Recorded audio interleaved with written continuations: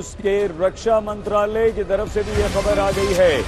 Ukraine के air space पर हमारा दबदबा है, हमारा कब्जा है।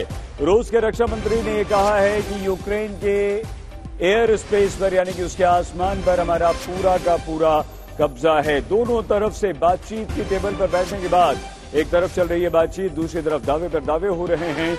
और ये देखिए, रूस के रक्षा मंत्री ने यह कहा है, इससे पहले यूक्रेन के रक्षा मंत्री का बयान आया था, उन्होंने पुतिन को 21वीं सदी का हिटलर बताया।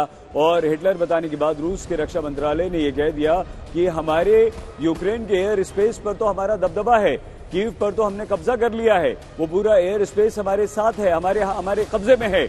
और वहां कीव के लोगों को उन्होंने चले जाने के लिए भी कह दिया है। तो इसका मतलब यह हुआ कि एक तरफ आप बातचीत कर रहे हैं, दूसरी तरफ लगातार आप उकसाने वाले बयान दे रहे हैं, और ये एक तरफ से नहीं दोनों तरफ से हो रहा है। कर्नल लैन, आप इस बातचीत को, इन बयानों के बीच में किस तरह से देखते हैं?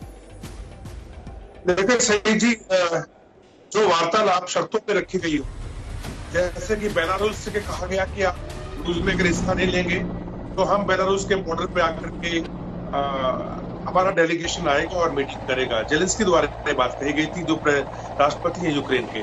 उसके बाद में जैसे ही ये पोलैंड के माध्यम से एक हेलीकॉप्टर पहुंचता है, वहां पे बीच में जेलेंस्की जी सामने आ जाते हैं और कहना शुरू करते हैं कि हम बहुत बहादुर हैं, हमारे सेना बहुत बहादुरी से लड़ी है, और जितने भी रूसी सैनिक यहाँ पे हैं, जान बचा के भागो, अपने सीनियर्स की मत सुनो, नहीं तो वे बहुत मारे जाओगे। इस तरह की बातचीत करनी शुरू कर देती। ये जानते हुए भी अच्छी तरह से कि खार्किव के अंदर इस वक्त भी जब हम बात कर रहे हैं तो वहां पे गनशिप्स फायर कर रही हैं और एयर डोमिनेशन हो चुका है।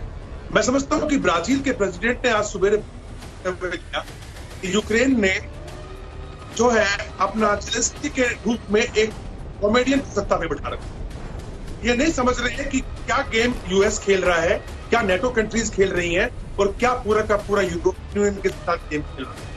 रूस जो है, मेरा मानना है, अब तक काफी संयम बरतकर सिविलियंस को बचा करके अटैक कर रहा था, लेकिन जहां तक सवाल है एयर डिफेंस का, यूक्रेन का पूरी तरीके से तबाह कर दिया गया है।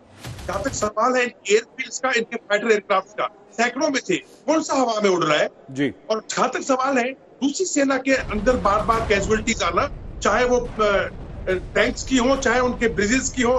देखिए, जब भी कोई सेना किसी देश में घुसती है, वो देश के बारे में अनजान होती है।